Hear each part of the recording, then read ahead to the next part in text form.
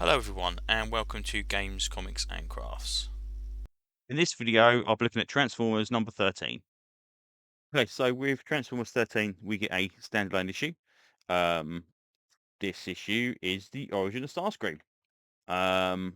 We see Starscream get chucked off the cliff like we saw previously by Soundwave, and he's not happy. He's a bit injured, and then we get a flashback back to Cybertron. So we've got three guys here, which are uh, Gemvo, which is the guy in yellow. Now, um, Altar, I believe, is what they're calling Starscream in this one, which is a bit odd because I don't think I've ever heard Altar before. But that's it sounded familiar when I read it. I don't know if that's a previously established thing. And then we've got Jetfire, and they're all scientists. Which again, I remember. Swear to God, I remember Starscream is tech spec saying about being a scientist.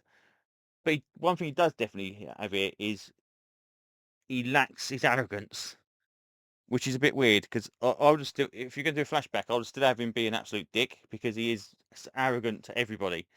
And the idea you're going to see him change, like complete personality change to be that just, I don't know.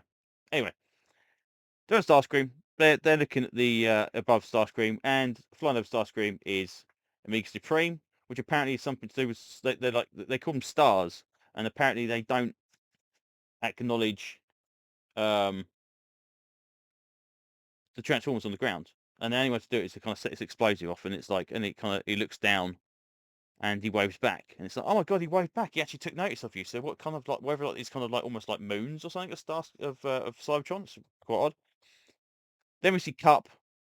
Now this is interesting. Again, original continuity more than normal continuity. Cup here is guarding this post here, restricted. Cup was always a war person. Now this apparently is there is a war going on, or there is at least skirmishes going on between the Decepticons and the Autobots, because they're basically saying, "Oh yeah, you should join up with us because I'm a Decepticon and all this kind of stuff." And they kind of, "Oh no, we're going to stay out of it." That's kind of fine. But Cup here is on guard. But Cup was always a war veteran, so you know, was there previous wars that Cybertron was involved with? Is this the first one? And anyway, that we'll worry about when we get to see Cup in real, in an actual in continuity edition. So Jetfire leaves to go off on his little journey to go and see the stars, which is previously, I assume, where he's going to be um, on his way to the Void Rivals reveal later on. These Decepticons attack and basically cause a load of problems. And whilst they're fighting, obviously, because Elvo,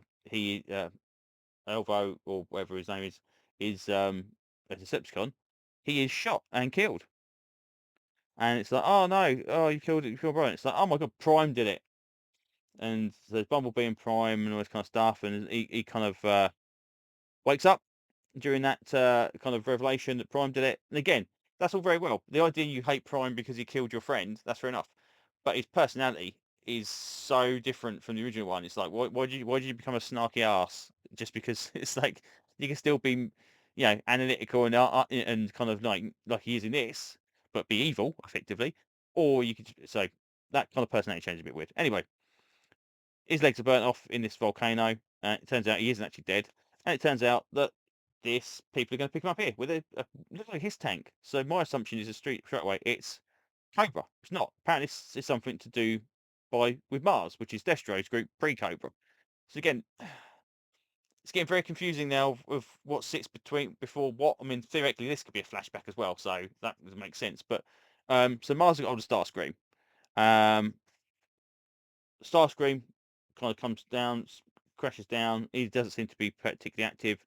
We get another flashback back to Cybertron where he's kind of like helping his friend out, and it turns out that Megatron kind of goes, "Oh, okay, yeah, come and join us. It'd be fantastic."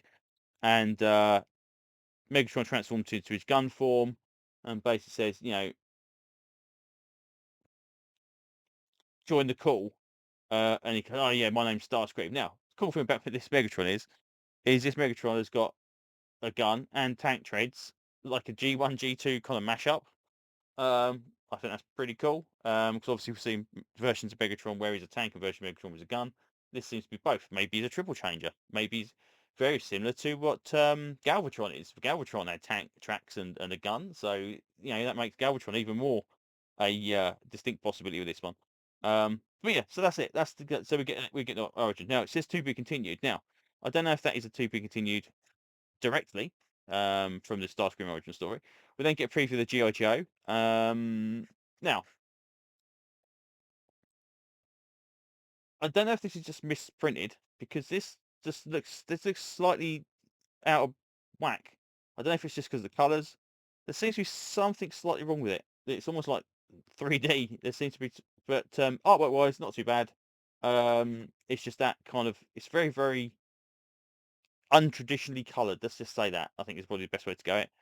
Nothing to kind of make me kind of go nah, not going to bother with that. But yeah, interesting.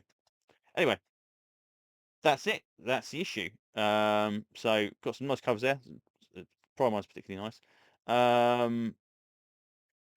But yeah, a Starscream origin. Okay, fair enough. Not sure it was exactly needed. It didn't exactly. Hopefully, if they do continue it, maybe we'll see some reason why it does become snarky and arsey. But as a whole, it didn't really fill in any blanks apart from this is when Jetfire left. That's pretty much the only hole it filled. And even then, Jetfire mentioned about the war and all this kind of stuff. So it obviously it must have been significant enough that he remembered it was going on, but not significant enough that they had to join one side or another during that point in time. And I swear to God that Jetfire's got a Autobot symbol on his chest when he's found. Interesting. Anyway, there you go. That's pretty much what I'm saying about this one. So if you're enjoying Transformers, you can definitely go out and pick up pretty much a reprint of every single issue, I believe, from between now and issue 1 and here. So if you're missing any, go and search your local comic shop store and see if you can pick them up because they're definitely worth reading through if you haven't been doing so before now. If you have been reading it and you're enjoying it, let us know in the comments. That'd be great to know. If you're looking forward to G.I. Joe, same thing. So yeah, that's pretty much what I'll say. So thanks very much, and hopefully I will see you on another video very, very soon. Bye-bye.